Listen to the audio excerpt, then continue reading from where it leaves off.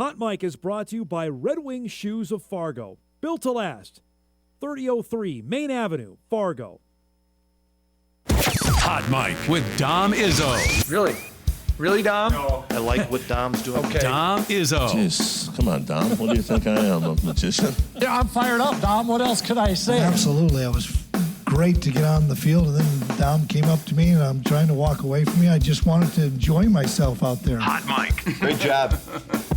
There's got to be some kind of intelligent question about something. Izzo. Coach Dom Izzo, WDAY in Fargo, North Dakota. Can you give me a layup or something? Hot Mic. Presented by Northwestern Mutual. That program is second to none. On the networks of WDAY. You know, if it's not about sports, I find it very hard to concentrate. Here's Dom Izzo. Good Friday morning. Welcome to the Do You Know Where Your Singlet Is edition of Hot Mic on WDAY Extra. KSFL TV, good morning to our friends in Sioux Falls, KNBN in western South Dakota, and all parts in between at Inforum.com. But it is Friday, the 20th of February, 2026.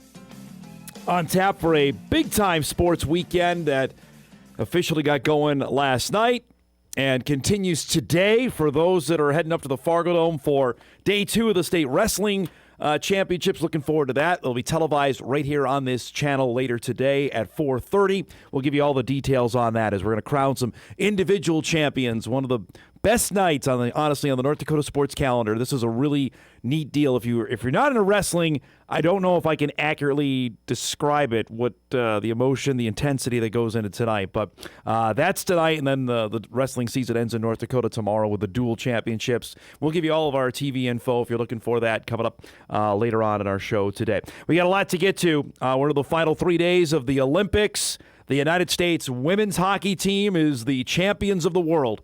We'll show you that here in just a few minutes on the game we can before NBC shuts us down. We can give you a little bit of that coming up here after the gold medal victory yesterday against Canada, which I imagine the ratings will come out sometime today, will be quite high, even with it being on USA Network yesterday. I think that there were quite a bit people tuning in, and there will be this afternoon. The American men play today in the middle of the day against Slovakia in the semifinals. They win that, they'll play for the gold medal on Sunday. The Canadians are about to start here in about 40 minutes in their semifinals. So everything is aiming at a potential USA-Canada on the men's side. We'll see. A lot can still happen there coming up. We'll also get you ready for a big basketball weekend. It could be on the north side. We could have history here by about 3:30 tomorrow afternoon, because both the Bison men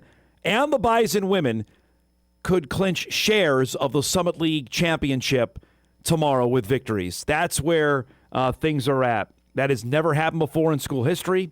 The Bison women are attempting to make history on their own because they had never sniffed a Summit League championship since going to Division I. Yeah, they had finished second over the last couple of years, but it was a distant second. South Dakota State hadn't lost a game. You can't say that they were nipping at SDSU because they weren't. The Jackrabbits had not lost a conference game in 64 straight or whatever until NDSU beat them earlier this year. Well, now they can almost taste it. Last night, though, something strange happened on the way to potentially winning this thing, because St. Thomas decided to not necessarily spoil the party, but certainly make things uncomfortable at the party last night. As the Bison were back home for the first time in 3 weeks, welcoming in a St. Thomas team that was ready to go almost from the jump.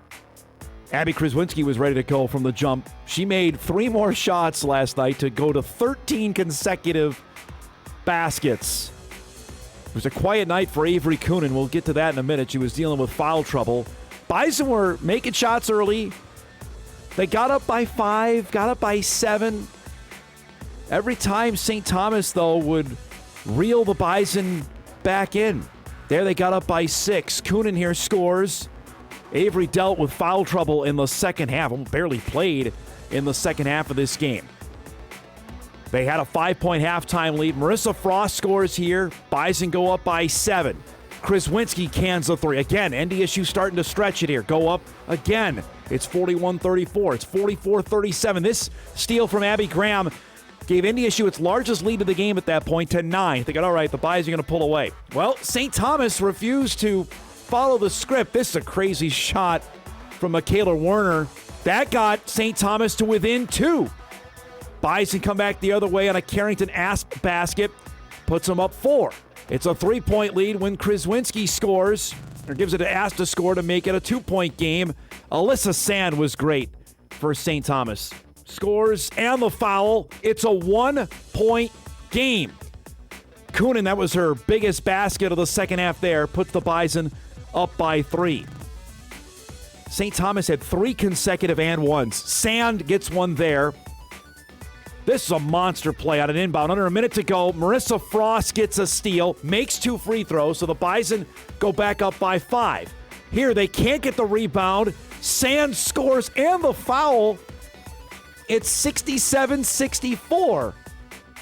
But NDSU had some clutch genes at the line. Marissa Frost made all 6 of her free throws down the stretch. The Bison were 8 of 8 to wrap the game. They win at the foul line.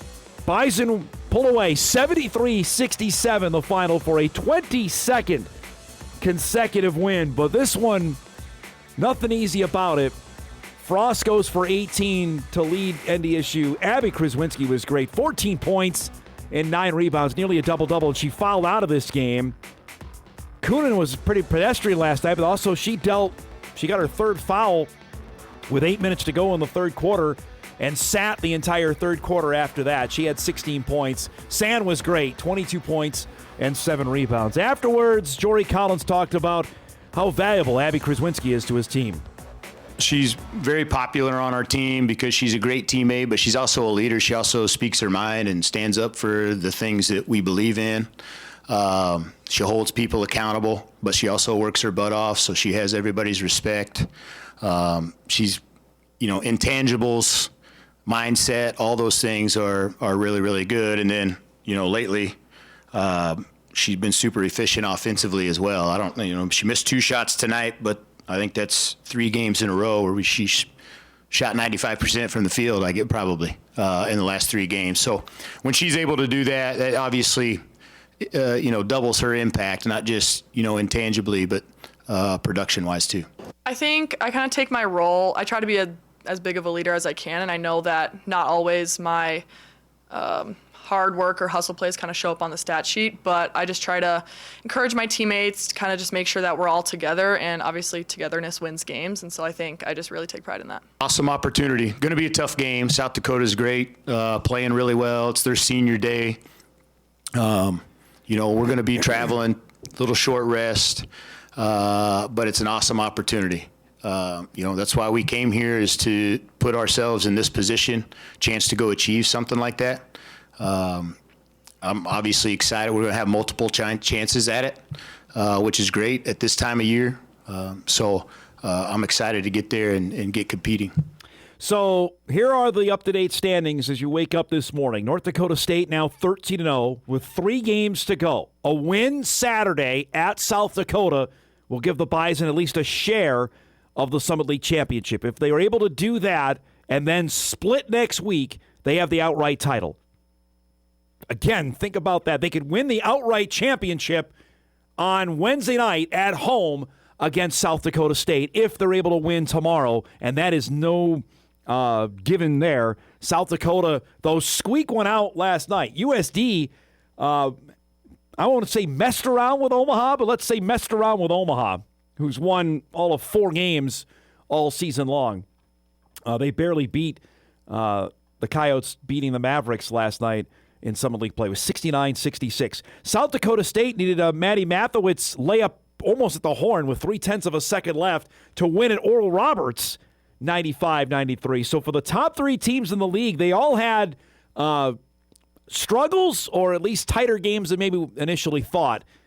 But that, you can see, is a clear line, as we mentioned on the broadcast last night. For 1, 2, and 3, there is some sincere separation there. St. Thomas and ORU are tied for 4th, and you've got Denver, Kansas City, UND, and Omaha wrapping up the league standings. Now, the biggest thing that happened last night. If you missed Hot Mike yesterday, we discussed it was the Play for K game yesterday where the Bison were going to wear some special pink jerseys. I asked Jory Collins at the end of our interview if he was going to debut a pink coat. Well, our thanks to our friends that watched the show, because apparently there was a groundswell to make that happen, because he came out, as you saw in our interview, and there he was wearing the pink suit coat, and it looked fantastic. Frankly, I was a bit jealous because I didn't have one. He looked great last night. So he said he told us yesterday he was on the show. He was going for a pink tie. No, he ends up with the pink suit coat. Let's bring that back out. That looked pretty darn good last night. So, again, people watch this show. I routinely am amazed by it, but I had at least 10 people come up to me last night prior to the game or afterwards saying he wore the pink coat. Yes, we appreciate that. So let's keep it going. Also last night on the men's side, UND was in action up in Grand Forks after the Fighting Hawks lost on Saturday to North Dakota State. This was senior day for UND, knowing they still have an outside shot at the 2 seed. 1 seed likely out of the realm of possibility, but they've got Kansas City last night. We're going to see the Roos here tomorrow. Grayson Ullman has been a fantastic story for UND all season long. They got some help, though. It wasn't just Grayson last night from all corners after they couldn't shoot well against the Bison, and NDSU's defense was a big part of that. Here's Eli King with a triple early in the second half to put the Fighting Hawks up by 11. Into the corner for a Zach Kraft 3. That puts UND up by 13. It's a 14-point lead. Kraft knocks down another one in the corner. He had 12 on 4 made threes last night. Ullman was dishing here on the nifty pass to Marley Curtis, who had 8 points off the bench. Put UND up by 17. Kraft knocks down another in the corner. The route was on. Big night for Grayson Ullman, by the way, who set the UND freshman scoring record. He had 23. It's just been a remarkable year for him. A walk-on to becoming UND's top player. He was 12 of 12 of the line last night. UND wins at 85-70 was the final. So UND keeps pace for the moment. They're a half game back of St. Thomas. St. Thomas at the mini bye. They play coming up tomorrow at Denver.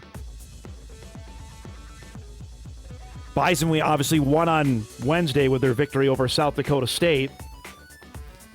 Omaha is not going away. We saw the Mavericks won again on Wednesday. They sit at 8-6 and are going to cause some trouble at the Summit League tournament. I'm just saying that right now. Denver picked off South Dakota. That's another. I mean, if that looks like that's going to be the matchup. The 4-5 game is the first game of 2 weeks from tonight in Sioux Falls. And I'm telling you right now, that's going to be a fantastic game between Omaha and Denver, because the winner will likely get North Dakota State. The Bison now, if they win Saturday against Kansas City, will clinch a share of a Summit League championship. Be the first for the Bison in 6 years. NDSU can win it outright if they win at St. Thomas next Thursday. Then you've got USD, the Jackrabbits, who have UND coming to Brookings tomorrow, and then Kansas City and Ori. We mentioned the Roos are here tomorrow. So that's the Summit League lowdown here with 3 games to go for pretty much everybody. Fascinating to see how this is played out. And the Bison have Kansas City tomorrow at home, at St. Thomas next Thursday, and then home for UND a week from Saturday. And that could be quite the event. It's the final regular season games. It's going to be senior day. Potentially it could be championship day as well for the Bison basketball teams, depending on what happens over the next week. It's been, I said it in mid-December when these teams were starting to really put it together, that they could be a special year, and it has been. I will rant here for just a second. So you got to give me 1 minute. Because last night, I don't know what everybody was doing, but there was less than 1,000 people at the Bison women's game last night. It was 959. And so I just, what are we doing? What else was happening? Granted, there was plenty of people at wrestling, but the wrestling basketball audience don't intersect. They just don't. So what is it that maybe we have failed, media-wise, to alert that the Bison women have the second longest win streak in the country. They won 21 in a row. Like, what did we fail to do to alarm people that this team might be worth going to watch? I guess St. Thomas may not fill the seats, but I'm just staggering to understand what people are doing with their time, that they don't have they have a quality product. I understand 959 coming when the Bison were awful and winning 6 games a year. This team has won now 24 games. They are 24-2. They are aiming for the NCAA tournament and can't even get 1,000 people to come to a game last night. And the roads were iffy. They were great, but it wasn't like nuclear winter out there that we've had sometimes. I'm racking my brain on what was going on that people didn't want to go to the game. If it's a failure on us, I'll take the L on that, but I'm pretty sure we've let people know how good they are. And if people were watching on TV, that's great. I love it, but butts in the seats. Let's see.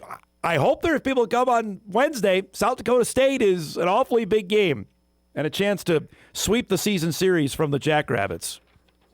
Eric, you tell me you have an answer. What do you have then? You tell me. Where are people? No, we're not. Come on.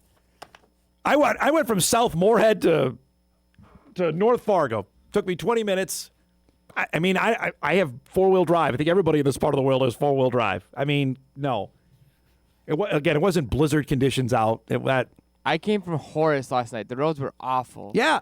Like, I wouldn't want to be driving. If I didn't have to go anywhere, I wouldn't go anywhere. I would push back on that. It was lightly snowing last night. If you went out anywhere in the country, it was all ice. So if people come from out there, it's ice. Yeah, but people are coming from North Fargo. You know what I mean? Like, what happened to them? That's what I'll ask the people that live right next door. I'll give you 10% on that, because we've had worse weather and bigger crowds this season. We have for games. That's not a valid enough excuse for me. I'd love to know, because we'll see what happens Wednesday, because that's a rather large game. Be nice to see some people in the seats. Were they stuck home watching the Olympics? I don't know. Maybe. The United States hockey team on the women's side is the world champions. Yesterday, they had steamrolled the entire tournament, right? They allowed a total of 2 goals heading into the matchup with the Canadians for the gold medal yesterday. And that was the backdrop. You knew Canada, though, had the United States beat the Canadians 5-rip in the preliminary round, right? So that was the backdrop for the game yesterday for the gold medal in Milan. And the intensity was tremendous. The highlights from yesterday, as we can show you just a little bit before NBC pulls the plug on us to do this. Both goalies were great in this game. The Canadians, though, remember, I don't know if they were playing possum the first time, got the first goal of the game on a perfect setup, and they got a help from a bounce as well. Aaron Frankel, the U.S. goalie who had been outstanding, actually gives up a goal. So ramp up the pressure. The Canadians draw first blood. It's 1-0. The United States had chances. This one, right at the yawning net, just goes wide to tie the game. Later in the second period, we mentioned how good Frankel was. That is a fabulous blocker save down low to keep it a 1-rip score. Now, USA has pulled its goalie. Hillary Knight tips it home on the Layla Edwards shot in her 5th Olympic Games with just 2 minutes to go. I mean, you cannot draw that up any better on a tip. And it's a 1-1 score. So in international play, you have 3-on-3 overtime. We had plenty of chatter about this. Watch Megan Keller. That is a fantastic deke, and the backhand to win it. The United States wins the gold medal in overtime on a Megan Keller game winner.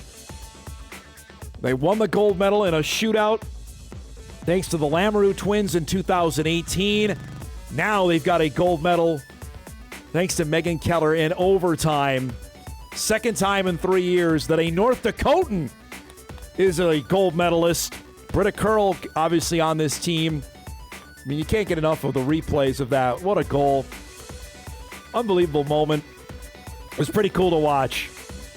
Watch that live yesterday. So the United States wins it 2-1 in overtime. On the men's side, the Olympic hockey bracket, that continues today. The Canadians and the Finns will play here in about 20 minutes. They'll drop the puck. We just found out Sidney Crosby will not play in this game for the Canadians. He's out with the undisclosed injury, left with a lower body injury in the game Wednesday in their win over Czechia in overtime. So he's not playing today. The United States, as we mentioned, play later today, just after 2 o'clock against Slovakia for the winner to go to the gold medal game coming up on Sunday morning. That is a 7 a.m. start for the gold medal game on Sunday. The updated medal count, Alyssa Liu brings home a gold medal in figure skating. The United States had not won a medal in figure skating in over 20 years. They had won the gold medal since Salt Lake City back in 2002. So they sit second now, just one ahead of Italy.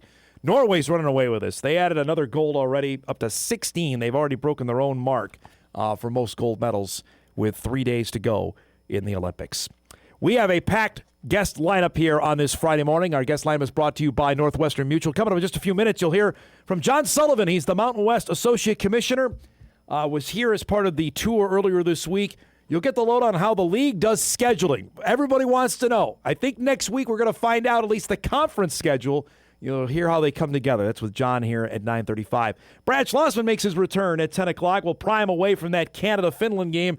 Get ready for the United States game coming up later. UND's got a big series this weekend. We're down the stretch run in the NCHC season. That's coming up at 10. And at 10:35, Randy Misegades will join us from the Henning Hornets, one of the only unbeaten teams in Minnesota boys basketball. Henning is rolling at 23-0 in Class A basketball. We have the 6A tournament coming up in about 4 weeks' time, over at Concordia. We'll chat with Randy about another great run that Henning is on. They won the section championship last year, and they are rolling again here to potentially do it in 2026. That's coming up at 10:35. That and a heck of a lot more here on a busy Friday. We'll take our first break. We come back.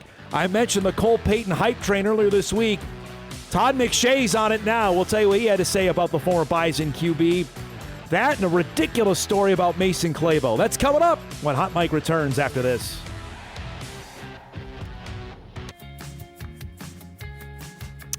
Welcome back, everybody. Live look inside the Fargo Dome as day 2 of the North Dakota State Wrestling Tournament is underway. Here's how you can watch everything coming up later this morning as Wrestlebacks will get going at the top of the hour. That you can stream on our app on WDAY+. The individual championships will begin at 4:30.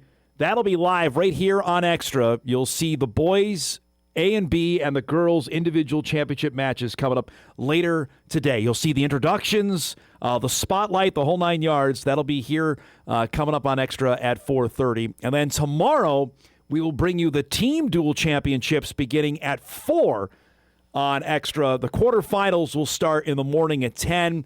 Then the semifinals go at 1. You can stream those on WDAY+, and we'll have coverage of the girls' dual championship, the B dual, which went right down to the wire last year. I imagine it probably will again this year, and the Class A dual championship. That's all coming up tomorrow. So you got your wrestling fix. That'll be tomorrow and today on WDAY Extra. Looking forward to that. The Missouri Valley Football Conference schedule is out. Usually I would have red alarms going on. It's such a different deal now without North Dakota State there. But obviously we have plenty of our viewers and listeners that are intrigued by it. The league put out a release right when we went on the air saying it's a full round robin with obviously North Dakota State gone. The league is down to 9 teams. So everybody's going to play everybody this year, which I think there is some appeal to that. Just looking through some of the highlights of the league schedule, because this is now, I think, what is it, the 3rd time in the last 5 years they've had to blow up the league schedule. They had to do it once after Western Illinois left. They had to do it again when Missouri State left, and now they have to do it when NDSU is gone. South Dakota State got both Murray State and Indiana State to come to Brookings for this upcoming season. Indiana State, remember, won in Brookings this past fall. I don't know how that's going to do for attendance-wise, that Murray State and ISU are both going to Brookings. And by the way, the ISU-SDSU game is the last game of the season. UND will get SIU as their final game of the season. They'll also have Illinois State coming to Grand Forks. UND's going to Youngstown on Halloween. The Bison actually were going to be in that spot prior to them exiting the conference. On Halloween this year, USD at SDSU. That's all right. That'll be fun for a potential fun game. October 17th, South Dakota State is at UND also. So we'll dive into this. And that's something, frankly, I have to visit about with a little bit of everybody. I think our own staff, I think my bosses, I think our viewers and listeners on how much we want to devote time to this, knowing we're going to devote plenty of time to Bison football, but also know quite a bit fans that watch us in South Dakota want to know what's going on, and we've clued everybody on that, and I appreciate that. That should be something we'll be chatting about as we go forward. So that's the league schedule, though, that came out earlier this morning, just about a half hour ago. We'll save the Mason Clabo story. I got to do that. We'll do that in an hour or two just because we're running out of time. But I wanted to get to something that came out yesterday. We mentioned the Jason Lockenfora story on Cole Payton earlier this week. Well, one Todd McShay, and everybody knows McShay, even though he's been off ESPN for a few years, tweeted out yesterday with some video on Cole Payton. Caption it, "We've got a lot to talk about with NDSU quarterback Cole Payton. I'll say this, while it ain't pretty, the ball placement, no matter how wild the launch, just keeps drawing me in more and more. Dude just keeps hitting spots." His QB coach responded, "The more you learn about him, I promise the more you're going to love him," with the stock market icon going up. And obviously, this is all aiming towards a week from tomorrow. NFL Combine begins in Indianapolis. The quarterback drills are next Saturday in Indy. He's going to be throwing to his old teammate and Bryce Lance because the wide receivers are go the same day. I'm telling you now, I remember a few years ago when Christian Watson went to the Combine in February of 22 and how electric that was and just set it on fire. Then Cody Mauch went there the following year and did it, and Zabel last year. This one could be similar for both these guys. I really believe that. Certainly with Peyton, because we haven't done the quarterback drills, just Trey Lance didn't have an opportunity to go do it. Cam didn't get invited last year since Easton Stick. And Easton had an okay combine. We know Carson Wentz's one was off the charts. This one has a potential to be really interesting. The passing drills notwithstanding. I'm talking the vertical, I'm talking the 40, that sort of thing where Cole will test really well, will be fantastic to see how it unfolds next Saturday. And obviously Bryce Lance is going to do, I think, quite well in the 40, and I think the catching drills there. It's going to be fun to watch, and they arrive in Indianapolis early next week. The drills don't actually start till Thursday, but they have all sorts of meetings, and they go through all the medical testing, and they'll be available to the media. We'll have that for you on Hot Mic coming up next week. So good stuff there. But, again, people are talking about them. It's only going to go up from here. We'll break. We come back. You'll meet John Sullivan, the Associate Commissioner for the Mountain West Conference, on scheduling and how it works, where the Bison could be going. We should know on that next week. That's coming up when Hot Mic returns on this Friday morning, right after this. Welcome back, everybody. Friday show rolls on. Brad Schlossman will join us in about a half hour. Give us the lowdown on Olympic hockey and UND's stretch run. That's coming up in just a little bit. Also, Randy Misegades from Henning on the unbeaten Hornets. Looking forward to that conversation in about an hour. So we mentioned earlier in the week, if you missed our interview with Gloria Navarez, posted that as well at inforum.com. It's available on WDAY+. When the Mountain West came through Fargo earlier this week and had a chance to ask her everything regarding the admission of the Bison and where things go from here. To me, the guy I was trying to get on right after NDSU got admitted was the guy that you're going to hear from next, and John Sullivan, who's the Associate Commissioner of the conference, who deals with football and deals with scheduling, because that's the biggest question I've got since this came officials. Who's NDSU playing outside of, are the games going to be on television? Which We can't answer either one of those yet. Hopefully by next week we can, at least on the schedule. Television stuff is still going to be a few months before that's going to be announced. But we visited with John about everything here, whether it's who NDSU's going to play, how the Hawaii deal comes into this, the television rights now with the new partners that they have, and frankly, on the scheduling of games, whether it'll be on Friday. John's going to talk a little bit about as well about the central time zone now with NDSU and Northern Illinois in the league, how that may open up some windows they haven't had in the past.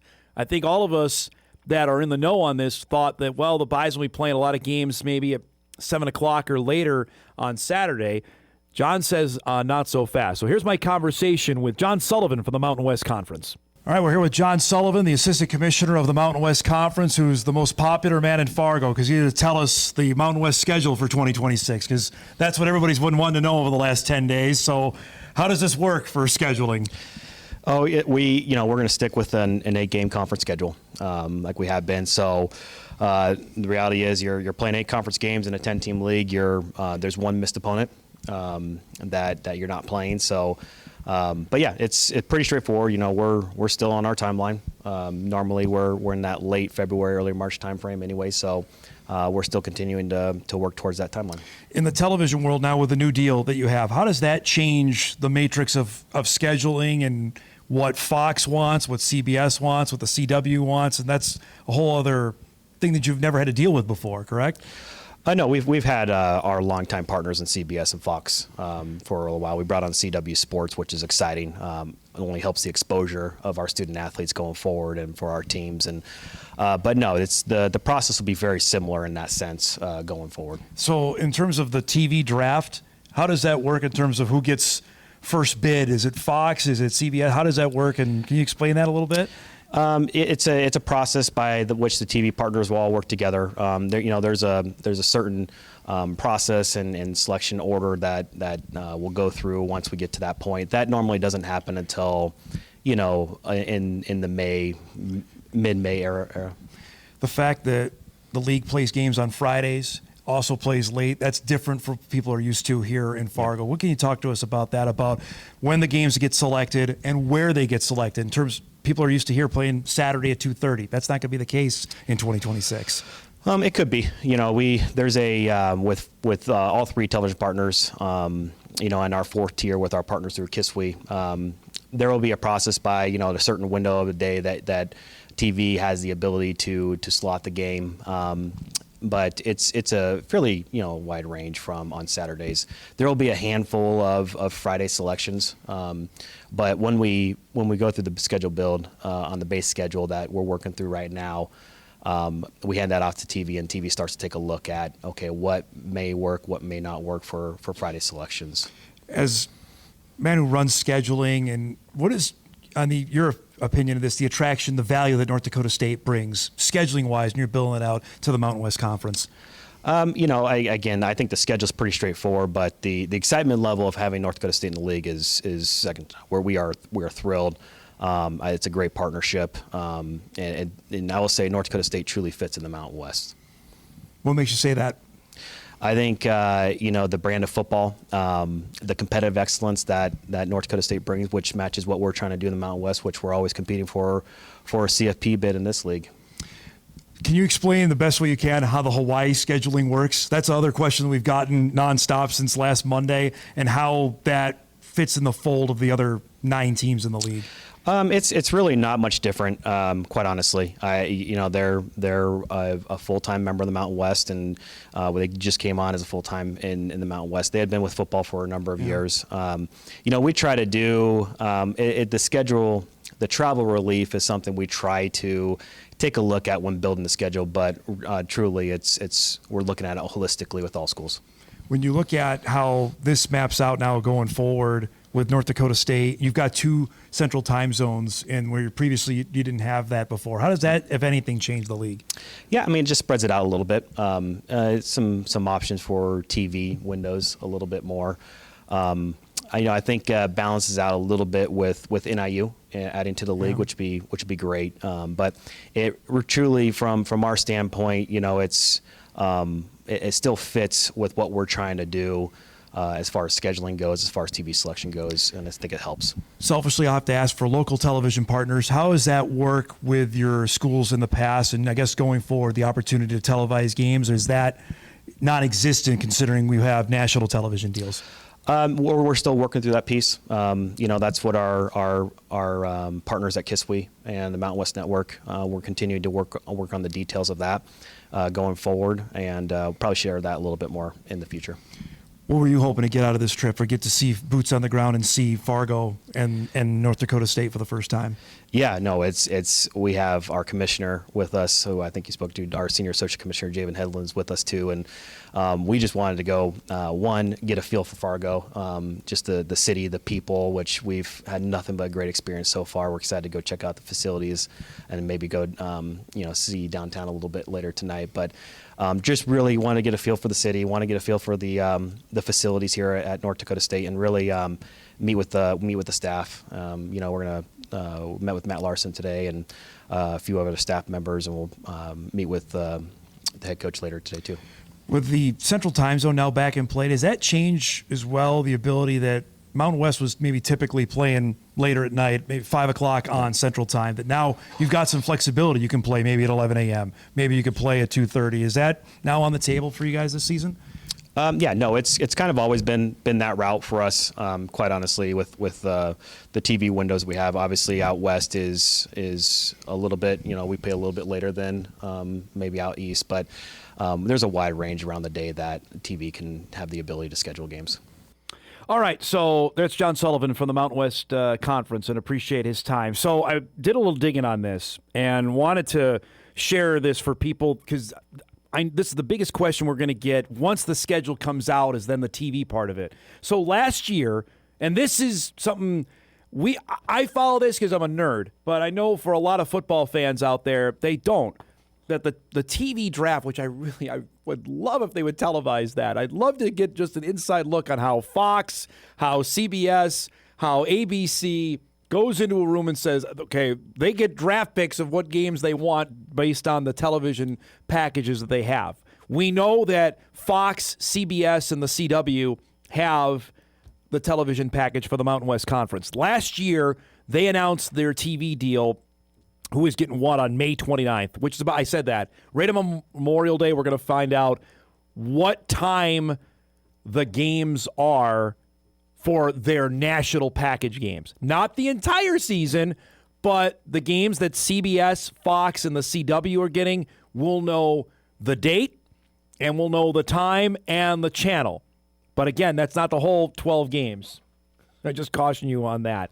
Last year, the Mountain West had 11 games on Fridays as well, which is, telling you now, just prepare for it. Last year, CBS had 3 games. And again, I know the league is different.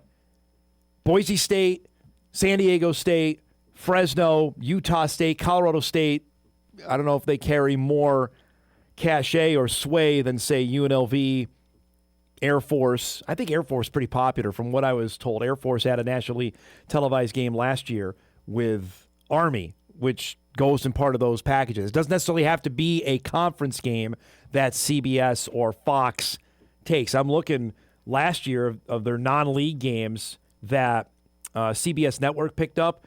I mean, there's a bunch here that they televised. They obviously had league games once we got to October. There was plenty of non-league games they picked up. And now with another television partner in the mix too, CW is going to hop on that and get some other games. So out of this, I think we can recalibrate a little bit of that story I wrote last week. One, afternoon games may be more prevalent than we thought. I don't know about 11 a.m., but if you have Northern Illinois and North Dakota State face one another, there's nothing to say they can't play at 1 o'clock or noon, right? Either way, if it's in DeKalb or Fargo. So that's one.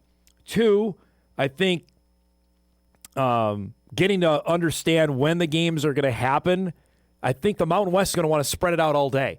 Like if you watch ABC, they have an SEC game at 11 a.m., They have an SEC game at 2:30. They have an SEC game at 6. I think the Mountain West wants to follow that what the Big Ten has done. The Big Ten, same thing. Big Ten has a game at 11 a.m. They have a game at 2:30. They have a game in prime time. I think the Mountain West now, they can lean into that, say, hey, we can play a game at 11 a.m. potentially if it's in DeKalb or Fargo.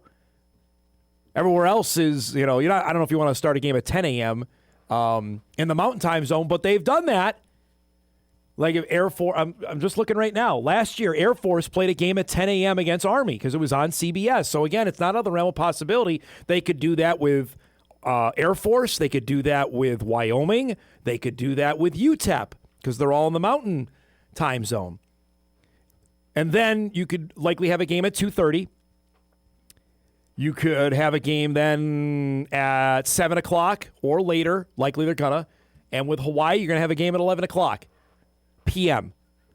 So, in essence, they could have 4 time windows. And that Hawaii one is special because weirdos like myself that like watching Hawaii football because there's another game on to fall asleep to. They're going to be able to do that. And now the Bison may be playing it. So, that's the best way to try and describe how this is going to go forward on that. Now, it could all change, but just getting what he was saying, it seems to me that the Mountain West is looking to try and own the day on their networks, that they can do that now with either a game maybe on the CW, then a game on CBS Sports Network, and then a game on FS1 or in some variation of that. What do you got, Eric? So I know the Mountain West, like obviously there's some streaming games available. If it's a streaming game, could NDSU's at home, could they set the time in those? Or will the Mountain West Conference set the time in those? Mountain West is likely going to set the time on that. I think non-conference NDSU may have more say there, but if it's a league game, then the Mountain West is going to likely dictate that in terms of when the game will go. So I think there's probably more hope now, though, for Bison fans that have gotten used to. Although I've heard the opposite. When I published my story last week, Bison fans were like, let anything but 2:30. We got so used to that. We'd love to play a game at night at home, which they've done once in the regular season over the last, 10-plus years. That was 2024 against South Dakota State because ESPN came in and grabbed that. Heck, that Illinois State game was a noon kickoff, which was fantastic, honestly. I was like, all right, let's go. Let's play. Frankly, if there was a game, if it's like 5 o'clock kickoff on a Saturday at the Dome, I think I'm on board with that too. It's enough time. How much time do you need to tailgate? You know what I mean? Like, let's go play or frankly, you can go do stuff Saturday, tailgate, and then still go to the game. That's I think, best of all worlds right there. Especially with younger families that have activities going on maybe on a Saturday morning if you've got a kid playing soccer or dance or whatever, that you could do that, still get to the Dome at 2:30, and then go to the game. I think that opens up such a wide variety of things that they have not been able to do because if the game's at 2:30, then you're hemmed in on, well, I got to pick one or the other. I'm not going to be able to do both. We'll see. Again, I would anticipate this time next week we have the league schedule. Last year, the league schedule came out on February 22nd. So I would anticipate that the Mountain West will tease something next week, and we'll have it to pour over, which will be fun. Actually, then to see it in black and white will be pretty darn cool. All right, let's wrap up our first hour. We'll break here. We come back. Brad Schlossman going to join us in our second hour. Lots still to do here on a Friday morning edition of Hot Mic on WDAY Extra right after this.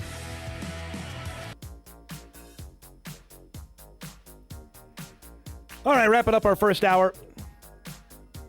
The Canadian-Finn game is underway.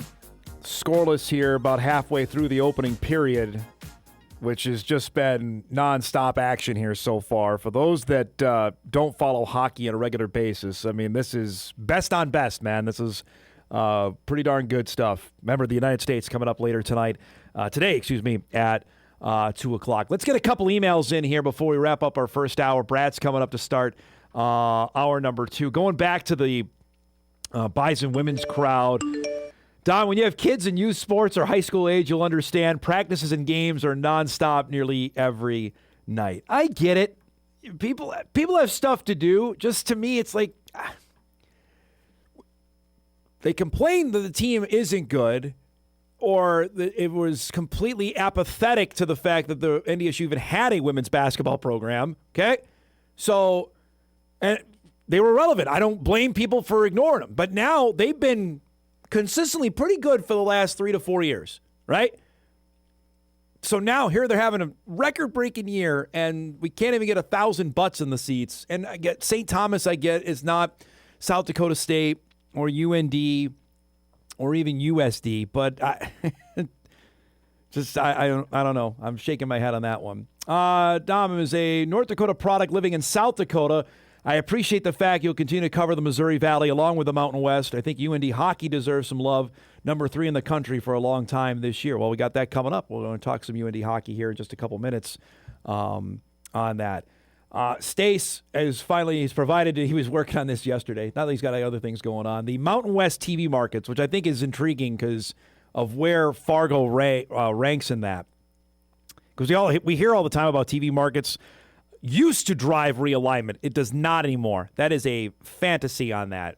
Geography also doesn't drive it, because I would point you to the Big Ten now has teams on both coasts. The Atlantic Coast Conference has 2 teams in California, so it doesn't.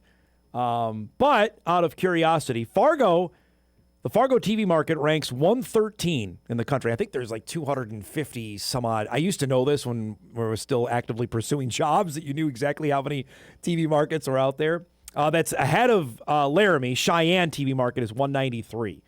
Reno's at 103. El Paso falls in the Las Cruces market, which is in New Mexico, 100. Honolulu's at 67.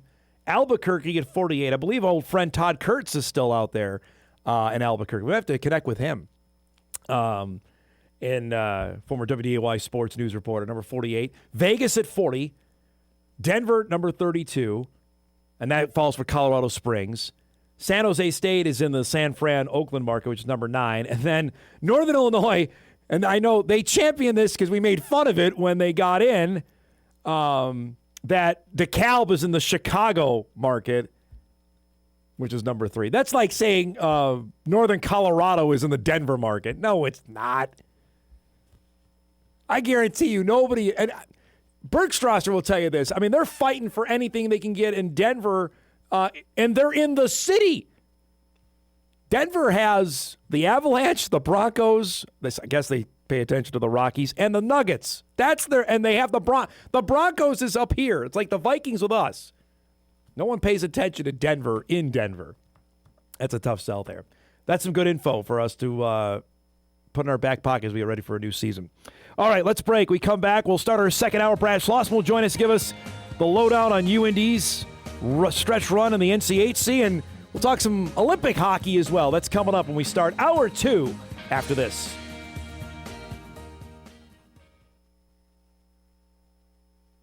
This is Hot Mike. Hot Mike. On the networks of WDAY. Here's Dom Izzo. Time to chat some hockey. Shot score! North Dakota wins! The best college hockey writer in the country is on deck.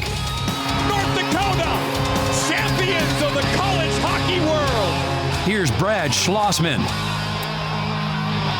Well, we haven't had our intro in forever here, and my apologies on that. We've had stuff going on, but here we go with the final couple weeks of the college hockey season. Brad Schlossman joins us, usual Friday, 10 a.m. I'm tearing him away from the Canada-Finland game, so if you need to tell me what's going on, feel free. Let's start there, because you and I have had this conversation, gosh, going back to my old radio show when doing Best on Best. This has been fantastic. I get why the NHL didn't want to send its players to South Korea and China for the last 2, but having them been gone and now back, it's been phenomenal. For people that don't even watch hockey, Brad, I think they've been drawn in the last couple days. Yeah, I mean, I think it's the games have been great. On top of that, I mean, between the men's and women's tournament, I think we've had 5 straight overtime games. Because there were 3 in the quarterfinals on the men's side. And then yesterday, both the gold medal game and bronze medal game went to overtime. So we've had some just outstanding games on both sides. Yeah. And I think the players want to play in the Olympics. I think it's really an issue where, the owners in the league may not want it because they don't want a guy to get hurt. Like Kevin Fiala got hurt. He plays for the Kings and I broke his leg, and that's that's the thing that could happen, right? Yeah, and that's what they don't want, but the players want it, and they've got to keep negotiating this in the CBA or to allow this to happen. The Canadians, without Crosby, but yet they still are playing today. Yet they still, I believe, correct me if I'm wrong, they have 5 other captains on the team. That tells you just how deep they are. Yeah, I mean they're really loaded. They're the big favorites. Obviously, the Czechs came really, really close to knocking Canada out. The Czechs had a lead late in the third period. They had a golden chance in overtime too, and I'm guessing some Canadian fans had flashbacks to the World Juniors. The Czechs have knocked them out of the World Juniors repeatedly, and now they almost did it in the Olympic Games. But Canada, Mitch Marner with a great play to win it and set up a semifinal against Finland today. Again, I think for non-hockey fans, they're getting to know the name Macklin Celebrini. I'm going to say you and I have had a conversation about 3 years ago when UND played BU. Give me your, I guess, instant memories of that. And is he even better at the NHL than you thought when, I mean, he was blowing up. Obviously, college hockey, he was amazing. Yeah. Well, I mean, I go back even, I remember when he came to the Chicago Steel as a really young guy. And what he was doing in the USHL at that time, you were like, okay, this is not normal. Like he's different. And then, it was the same when he was at BU. That was a really great series between North Dakota and Boston University out there. It was kind of Macklin Celebrini and Jackson Blake going back and forth.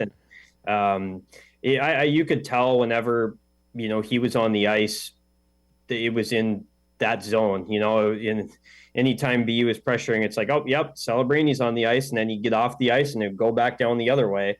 But I was just impressed. He obviously he was a target to opponents, but he was really able to fight through it physically, and I thought that was impressive. Now, I knew he would be a great NHL player, like this caliber, though, this early in his career. I don't think you can ever expect that for anyone. So. Yeah, he's legitimately one of the best players in the world already. I don't watch San Jose Shark hockey ever, but when he's doing something, I watch it because he's magnetic on the ice. Yeah, he's truly an impressive player. Just fun to watch. All right, USA plays today at 2 with Slovakia. Is this a quote unquote easier matchup than it was Wednesday? Because I thought Sweden that's a gold medal kind of game. That's a really difficult matchup that UND got. Slovakia has been great in this tournament, though, so it'll be interesting to see how it plays out. But obviously, the U.S. got it done against that was a very difficult quarterfinal draw, probably the most difficult one that you could get, and they came through that. So we'll see if they can keep it going against the Slovaks. Would you say, this might be sound preposterous here, were they, the United States, considered like co-favorites with Canada coming into this? Or what were your thoughts on that? Was Canadian? No, I mean, Canada's on a completely different plane. Okay. And then I think you looked at the U.S., Finland, and Sweden kind of in that next group. Like, can one of those teams get in there? I mean, even the Czechs had a really good team too, but I think Canada has been so far and away the favorites of this tournament that, that's not really a question. So let me ask you then on the Hughes brothers, because we're talking about Celebrini. We've heard about them forever. Now they're all in the NHL, and obviously Minnesota Wild fans certainly getting to know Quinn. When was the earliest you heard of them and their development? Because obviously they were great at Michigan when they're coming through. Yeah, and then they were really good at the NTDP, and one of them played in the Jack played in the IIHF World Under 18 tournament that was in Grand Forks that year, and he was, am I misremembering now? Actually, no, I'm thinking someone else. Okay. Yeah, the years are running together right now. That's all right.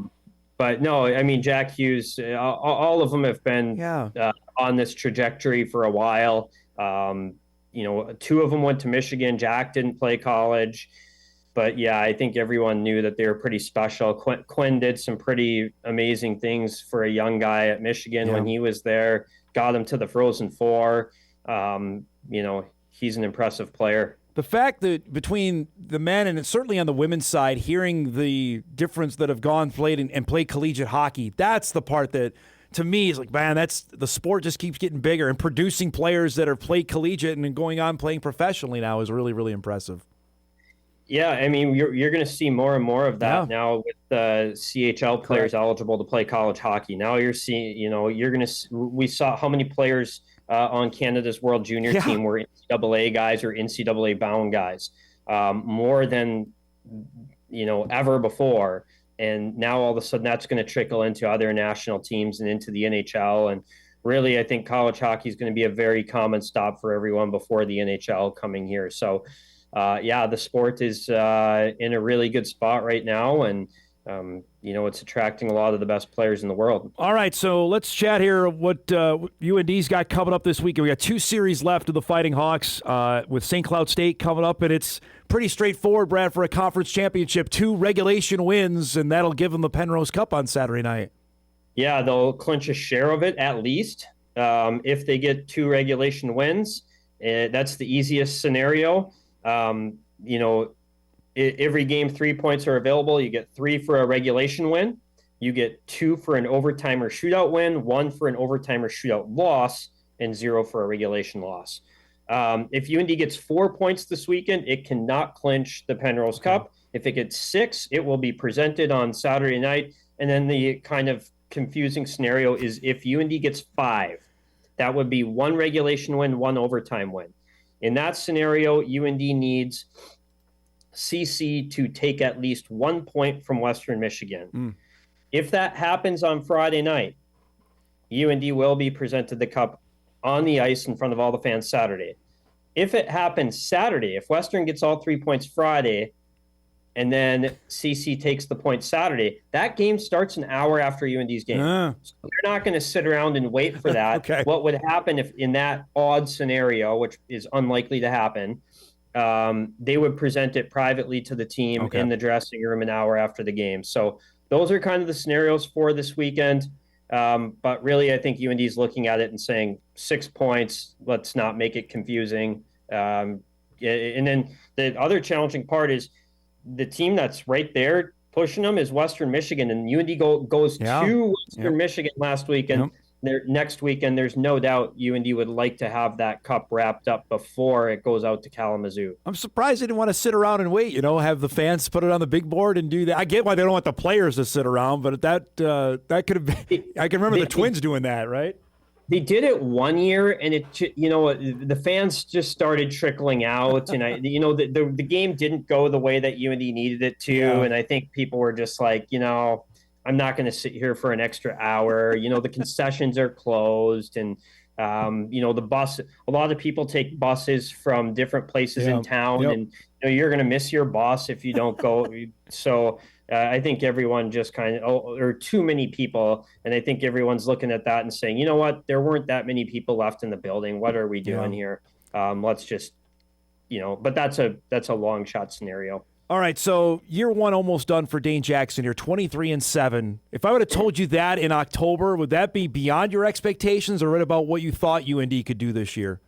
I would have said you are way too optimistic with your projection. They had 15 new guys, a very large freshman class. I thought they had a chance to be pretty good by the end of the year. I didn't think it would come together as quickly as it did.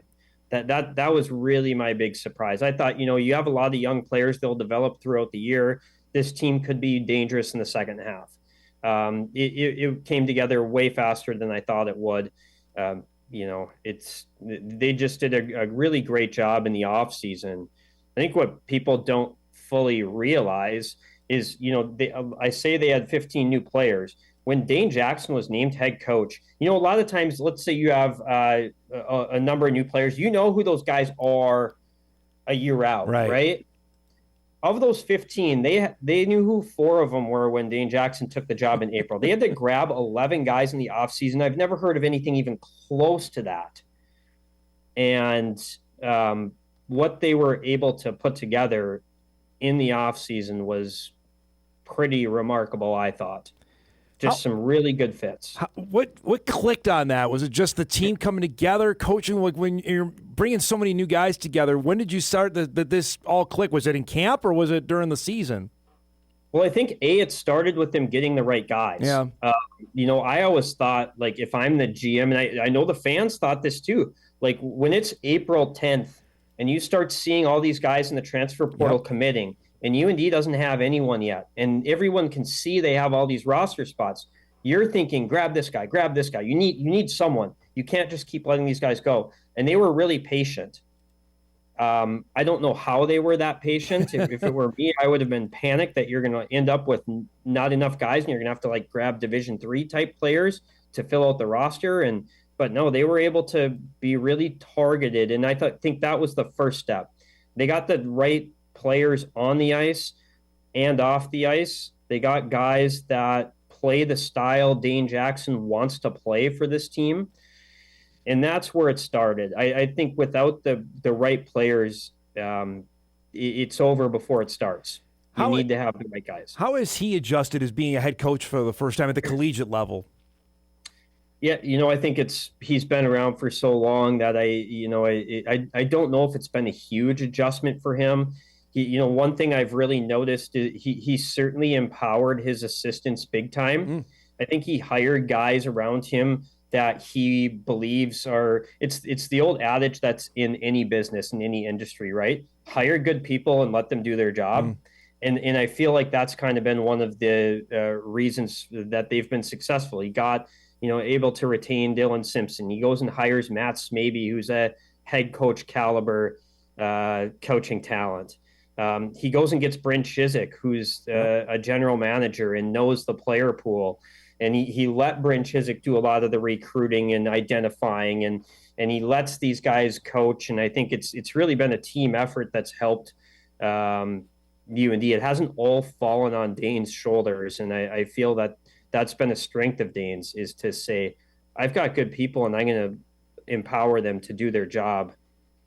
So now, down the stretch run here, you mentioned the series next week at Western Michigan. This is the new year for the format of the postseason as well. You go through that a little bit because the calendar is different now what fans are used to.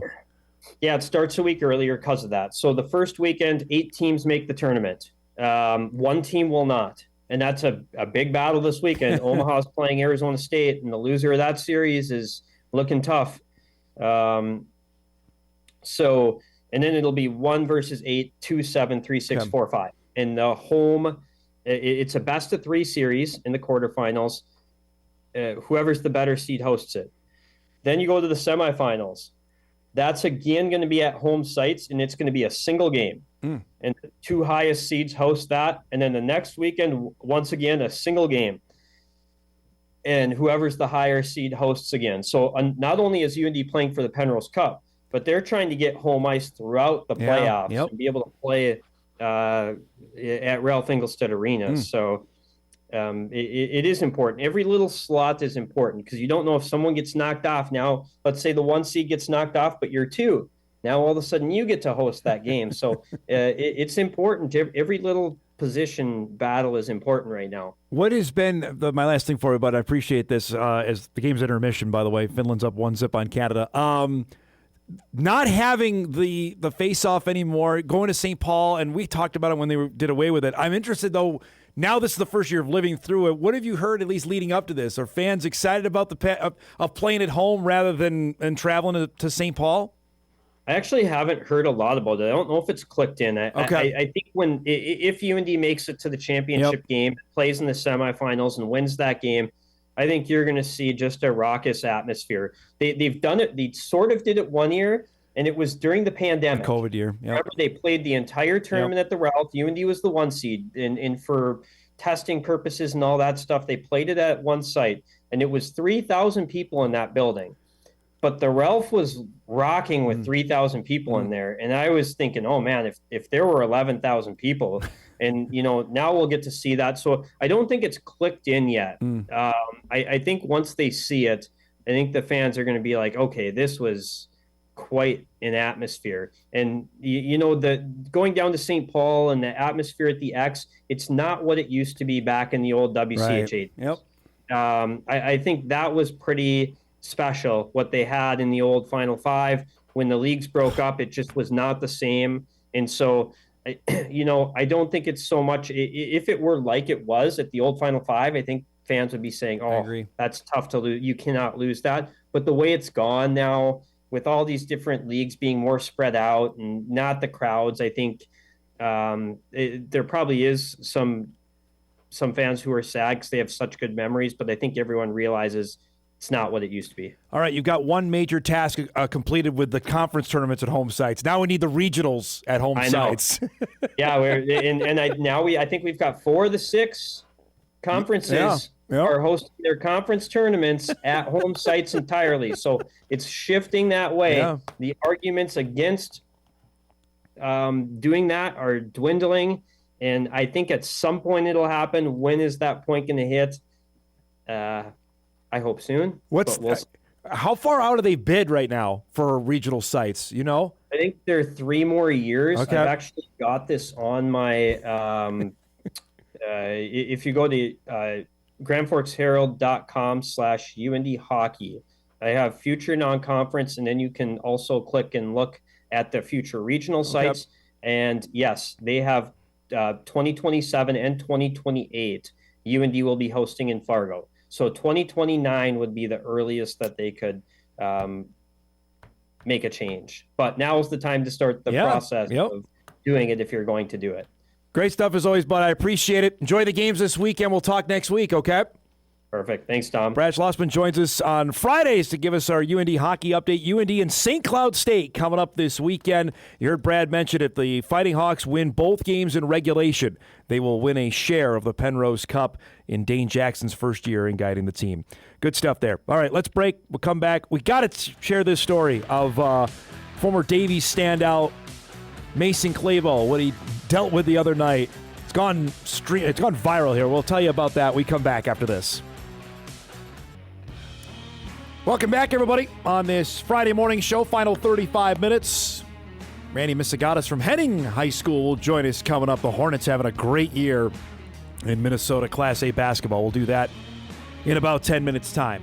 I got this story sent to me a couple times over. We just didn't have time yesterday to get into it, but I saw it pop up on a couple of national college basketball sites. I'm like, well, we got time here. We got to make sure we get this in because it involves a guy we know quite well. We've had on the show a couple of times. Fargo native, Davies standout, Mason Clabo, who's in the ending half of his freshman season at Illinois State, where he's been a great contributor. We talked with Bart Manson, actually, about Mason earlier this week. And we got the chance to visit with Mason. We were in Bloomington for Bison Game Day. We had Mason and Bowden Skunberg on our show. That was prior to the season got going. Illinois State the other night beat Murray State, which is a great win for the Redbirds in Bloomington. 78-61 was the final. Clabo started the game, played 22 minutes, scored 7 points, had 3 rebounds. That is almost inconsequential to what actually took place during the game. Our friends in Bloomington provided the post-game interview with Ryan Peden, and I'll let him explain exactly what happened to Mason. I had no knowledge of this till afterwards, but he told the assistant coaches, don't put me in, I got to go get my inhaler. So the coaches were thinking, he's going to his locker, he's running to his locker to get his inhaler. We find out afterwards he forgot to bring his inhaler to the gym, so he ran out of SEFQ, out of the loading dock, over to Tri-Towers, up to the second floor to his dorm room in his uniform. And I said, you didn't put a sweatshirt on or a coat? He said, no, I just ran out. He left his door open, I guess, and he didn't even need a key. So we ran over there, and I mean, I've heard of a lot of stories in my 26 years. I have never heard of a player running back to his dorm in his full uniform. And he made it back. We could have subbed him back in before the end of the half after he got his inhaler. That's an unbelievable story. First off, people were saying, what, is it cold? First off, the kid's from Fargo. He can deal with that. I would have paid money if anybody has video of him in his full uniform running. Now, we have been. I know where the arena is. I know exactly where Peden is talking about, of where Mason was trying to get to. It's across the street, basically, from the basketball arena, but yet he left in his full uniform. It's like out of The Naked Gun or something like left in his full uniform, sneakers the whole 9 yards, goes to his dorm, gets it, then comes back. It's a phenomenal story. And best part was they ended up winning the game. That's just hearing that, I just shook my head like that's pretty darn good. But and they won, and Mason was great in it. He's had a really nice year. I imagine he's probably going to be on the Missouri Valley all-newcomer team when we find out here in just a little bit. But he's been a really good player. Obviously, he was a dynamite high school player, and he's transitioned to the Missouri Valley and having a really good year. We'll see what happens. Illinois State, with that victory, is 18-10 overall, 10-7 in the Missouri Valley. They've got just a couple of games left at Bradley coming up tomorrow. Bradley's had a nice year. Then at Northern Iowa, and they end the season with Belmont, who is the best team in the league. Belmont is one of those teams that has as many road wins as NDSU does in the nation. So that's what Illinois State has remaining on its schedule. And then it's off to Arch Madness in St. Louis for the Missouri Valley tournament. That goes the same weekend as the Summit League tournament is, which is 2 weeks' time. That one in St. Louis, obviously the Summit in Sioux Falls. Good stuff there. And got to know Coach Peden a little bit when they were recruiting Mason, and what a great story there. All right, we'll break. When we come back, we'll keep the basketball chatter going. One of the top teams again in Minnesota resides in Henning. Head coach Randy Misegades will join us when we return on a Friday morning edition of Hot Mic after this. Welcome back, everybody. Final half hour here on a busy Friday show. What to watch might take about 5 minutes here because we got lots going on this weekend. We'll tell you all about that before we wrap up things as we are in the stretch run of the basketball seasons, both in North Dakota and in Minnesota. For our next guest, his team has been humming along, have not lost a game yet in 2026. They enter tonight's game with Verndale, a mark of 23-0. They are always fun to watch. The Henning Hornets, who won the state championship, gosh, back in 2019, one of the great stories that I've had a chance to cover around here. Their head coach is Randy Misegades, who joins us here on this Friday morning. As mentioned, Henning is unbeaten. Big game with Verndale tonight. Coach, it's great to see you. How you been? I've been doing well. It's a fun time of year, and thanks for having us on. So we were visiting briefly off air. This is beyond what you thought? Obviously, unbeaten. You probably don't have a whole lot to criticize, but is this beyond what you guys thought for this season? Yeah, I mean, absolutely. I was just telling our coaches too. We've got 4 new starters, and really the only guy that played a whole bunch was Kale, and he spent most of last year, hurt.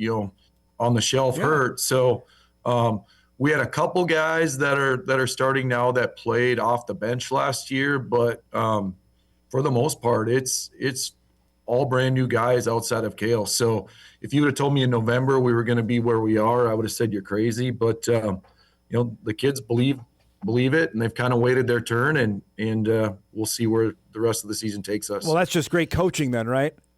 Yeah, that's what we tell everyone. But if you take credit for the good years, I guess you got to take the heat when it doesn't go so well. Tell me about this team, and when you maybe started thinking, hey, we got something. Like, when did it click that we could maybe do something this season? Yeah, we went into, right before Christmas, we had a stretch where on paper, I thought we could lose four games in a row. And we played Pelican, went to a holiday tournament over in Fergus, and we were able to beat Wahpeton and then Fergus. Yep. And that's where, you kind of realize, yeah, maybe we're better than we're giving ourselves credit for. And, those are all quality teams. And obviously we could see Pelican again, along with the rest of the teams. That's a gauntlet in 6A. But I think that's where we kind of, sat up a little bit and said, hey, maybe we're pretty good again. You mentioned Kale, your son, and I remember calling the game last year in the 6A championship at Concordia, and how well he played there, and just how much is appreciating him being back out there, being healthy, and being a contributor, and as big a contributor as he's been for your team this season. Yeah, I mean, as a dad and as a coach, after last year, I have a new appreciation for kids being healthy. And I was just texting another coach who's a friend of mine down the road here, whose son is dealing with some injury stuff, and you feel some sympathy and some empathy for some people going through that. But it's been a blessing just to see Kale healthy, and I think it honestly took till, I mean, he wouldn't have told you at the time, but I think we were into June or July before he really felt he was full go. Wow. I think he's in a good spot now, and hopefully it stays that way. So he's committed. He's going to go play in the Northern Sun at Southwest State. Is there a direct route from Henning to Marshall? That's the no. There is no good way to get there. Quite honestly, it's about 2 hours and 45 minutes, and we've taken every route possible, I think, and so we've seen some different things. But he's super excited to be there, and that's the spot he wanted to be all along, and that was his first offer, and quite honestly, we didn't wait around a whole lot, talked to a few people, and that's the offer he wanted, and that's the one he got. So we think the world of Brad Bigler and the coaching staff down there, and just top-notch person. And outside of basketball, that's just where, as a parent, you feel comfortable having your kid. How is that for you dealing, take the coach hat off, put dad hat on during the recruiting process? Yeah, it's interesting because, I'm not sure. I think AAU ends up being a big part of it. Kale played for the Minnesota Comets out of St. Cloud, and I don't know how many coaches are getting, and obviously they're in their season too, so they're not watching high school games a whole bunch. And then I don't know how, quite honestly, I'm not sure what college coaches, if they're taking Class A competition in Minnesota super serious. So you go play against the best kind of in the spring and summer, and that's where the biggest recruiting happened for Kale, was during the AAU season. So at that point, I was just a dad, and that made it fun too. Just go watch. And my wife and I, we were kind of always pulling for SMSU all along for him to make that choice, and that's the choice he made. Maybe with a little bit of influence from his parents, but that's where he wants to be. So he's super excited for that next step. I got to ask about last year, being back at the state tournament, have that experience after what happened in 2019, and then you have a team maybe that could do it again. What was it like last year after having the ultimate high of what 2019 was? Yeah, I mean, I think especially in a small school, coming out of a section with 20 plus teams, and you realize that it's really, really hard to do just to get there, and so you try to.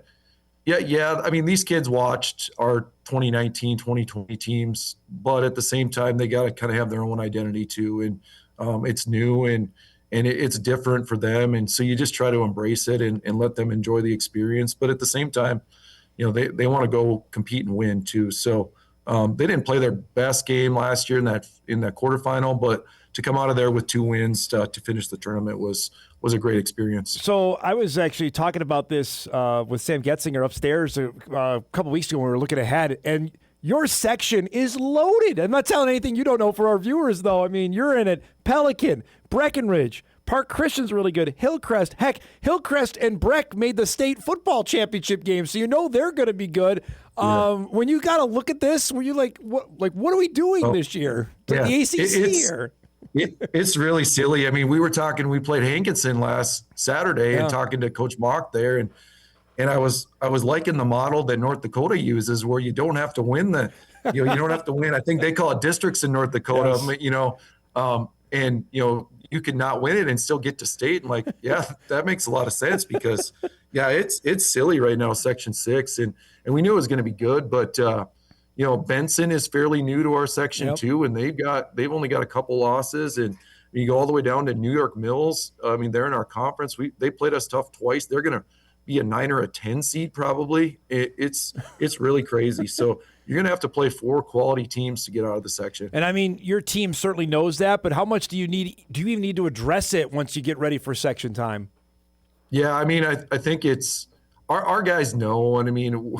Partly because I don't let them forget, but we're talking about it every day. And, as we get through the conference season and start trending towards section play, just try. I mean, I know it's coach speak, but you try to have that one game at a time mentality because you really, truly can't control the next one. And as coaches, you're preparing for that next one just because you have to, but you don't know who your opponent's going to be. And And we tell the kids all the time, you don't have to win pretty in March. You just find a way to win, whatever that looks like. One of my favorite things about when I was still working the news every night was going to a game like in your place on a Friday night like this, just how packed it would be. The intensity was up just for that, like tonight in Verndale. I'm sure it's going to be amped up. Just what is that like on a Friday night knowing everybody's coming for your team and they want to beat you guys?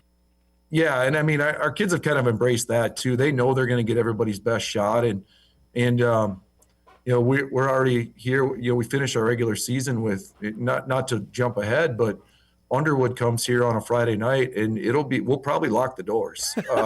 We'll have 600 or 700 people in this gym, and it'll be wild, and it's a lot of fun. Yeah. The community, even for our girls last night, we had a full gym.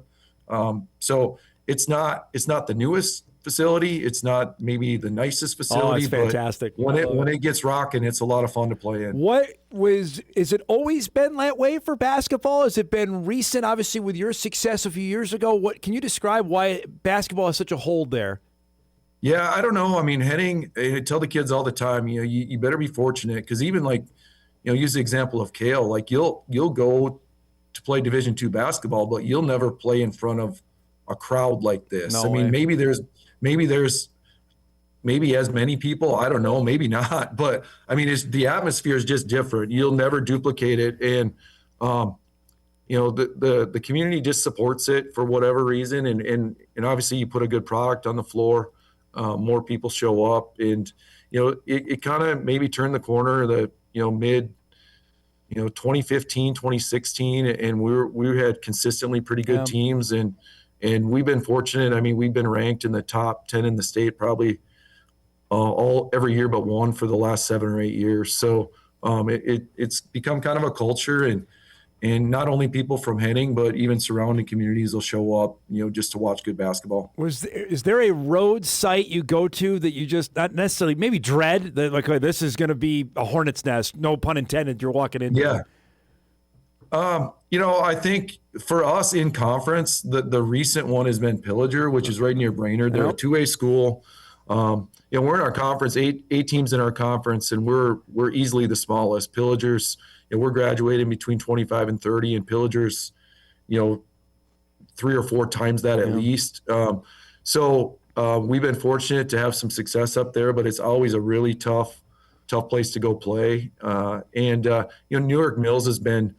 They were the last conference team to beat us. I mean, now we have our last conference game tonight. We've clinched, but we've been fortunate. We haven't lost a conference game in 4 years, and Newark Mills was the last team to beat us. Wow. So hopefully we can keep that string alive, and that's kind of a feather in our cap too, I think. I'll go back to you talking about playing in front of crowd, like your game last year at Concordia. I mean, I don't know for Kale. I hope he has some big crowd. I don't know if he's going to have anything beat that. That was electric last year. I imagine if you guys make it back, it's going to be the same thing. Yeah, and it's just, it's kind of that sea of orange, and it's just different. I don't know how to explain it, but we have, it's just just kind of a little side note. But some of those fans, and we have a guy who's in his mid 90s that comes to all our home games. And there's a group of retired guys that they're traveling everywhere. It doesn't matter where we are, they show up. I mean, I got a text last Saturday from a guy who's retired, lives down the road, and he was looking for our game at Moorhead High School. He was wandering around Concordia trying to find out where the game was, and he was in the wrong spot. So he missed the JV game. But we just have little pockets of people like that awesome. That just they're in the gym early and they're excited about it, and then there's just a lot of excitement from just alumni and then our young kids, and it's fun in a small school because our 7th and 8th graders tonight, they'll ride the bus and go with, and they'll be in the locker room and they'll see what it's about. And it just kind of is, we've been fortunate because success breeds success, and everybody's excited about it. Do those older guys give you tips on how to coach, I imagine, right? Oh, a little bit for sure. Yeah. They've got their own ideas. And the guy I was talking about, he'll drop me little notes about, things that we could improve on. And he bought our kids. He showed up at school last week with a gift certificate for pizza for all the guys. Nice. So he gave that to Kale and Ryan Despard, and they'll they'll take the guys downtown and go have pizza one night. So it's a pretty supportive environment and a lot of fun. Now, last thing, do you get any texts from anybody named Sullivan? Does he send you any tips? He's a great basketball mind, he tells me. So you cut out for 1 second there, Dom. Text from who? Exactly. That Sullivan guy, he never texts you anything, right? You just cut out again. I'm sorry. What, are you talking about Kevin? That guy, yeah. Okay, all right. The name cut out. Yeah. He has not texted me for a while, but I saw he was in Moorhead last Saturday. He was at the game. Yeah. Yeah, he's obviously tied to a lot of people in Henning, and he's a lot of fun to have around, and to have that connection to WDAY and Kevin has been good for us. It's great to see you, bud. Thanks so much for the time. Congrats on a great year, and good luck tonight, and maybe I'll see you in a couple weeks, okay? Yeah, we hope that's the case. Thanks a lot, Dom. There he goes. Randy Misegades joining us, head coach of the Henning boys, unbeaten at 23-0, near the top of the rankings in Class A boys basketball. Reminder that we will bring you the 6A section championship game. That is officially 3 weeks from tonight at Concordia. I've had the pleasure of doing those games. Heck, before we got the state tournament contracts, I did them for about 3, 4, 5 years and have done them for the last couple. And last year called Henning's win over, I think, West Central to get them to get to state. It was fantastic. There's nothing like those games over at Concordia. It's loud. It's hot. It'll be just that way in a few weeks' time. Looking forward to that. And if Henning gets there, boy, like I mentioned, the teams that are there, Pelican, Breck, Hillcrest Lutheran. Breck and Hillcrest played, we know, in the Prep Bowl in football. Those guys are playing basketball. They're awfully darn good. Our thanks to Coach for giving us a few minutes here. All right, we'll take our final break. We come back. We'll get you all set. We'll give you all the wrestling TV info you need and everything else. We wrap up a week of shows right after this.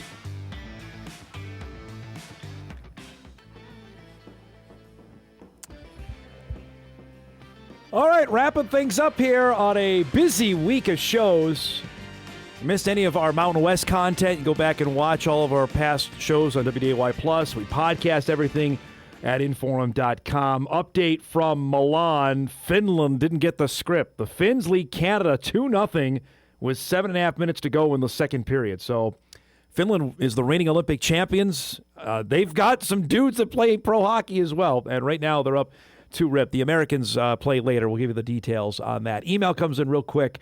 Dom, you neglected to mention 4 years ago today what happened up at the Shields Center. And I did. 4 years ago today was the, I'll say, infamous altercation. I can't say brawl, but it certainly was spillover between NDSU and Oral Roberts. It was 4 years ago today. We were this close to having something really bad happen. Really, really bad. As it wasn't good, but we had a Donnybrook. I mean, I've been really fortunate to get a couple of my calls nationwide. That one I never expected. I had a couple of my buddies saying, "Hey, I heard your voice on Sports Center." Like, yeah, well, did you see what happened? Because we were like this close away to having something bad break out. But yeah, that was 4 years ago today between NDSU, Oral Roberts, Bowdoin Scunberg against. It was just a wild, wild deal. Well, Paul Mills wasn't innocent of that either. Oral Roberts coach, he and Scunberg, it was a mess. The whole thing was a bad deal, but thankfully nobody got hurt. All right, we got plenty to tell you about. Let's do some what to watch before we get out of here.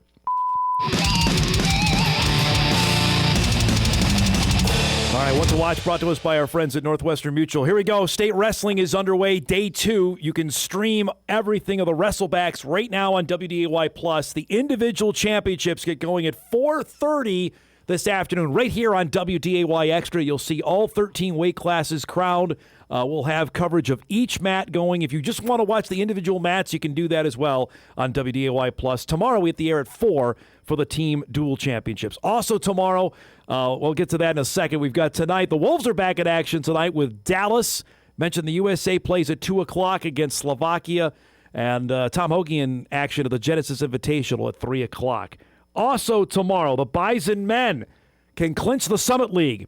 A share of it if they beat Kansas City. Join us at 1 on WDAY Extra from the Shack. Should be a great environment there tomorrow as the Bison go for a 14th league win. Also this weekend, the gold medal game in hockey is at 7 a.m. on Sunday. The Wolves play Sunday night against Philly, and the Auto Trader 400 Sunday at 3 on Fox. Our thanks to Randy Misegades, to Brad Schlossman, and to John Sullivan. If you missed any of the show, you can podcast it later today at Inforum.com. You can watch a full replay on WDAY+. Hope everybody has a great weekend. Enjoy it. If we see you up in wrestling, we'll see you up there as well. We'll see you back here on Monday. Thanks for watching, everybody.